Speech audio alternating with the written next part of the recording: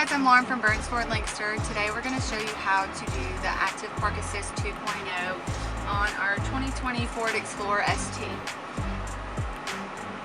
So we're going to put the vehicle into drive and then click the Park Assist button, and it's going to ask us if we want to do parallel parking or perpendicular parking. And today we're going to do perpendicular parking. So we're going to be looking for one on the left side, so we're going to put our left turn signal on and start driving forward until it prompts us that they've found a spot.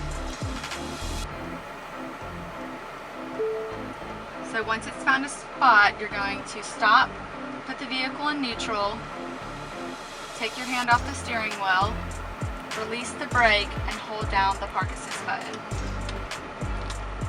And the vehicle will do the rest itself. You don't have to touch the brake, the steering wheel, or the gas.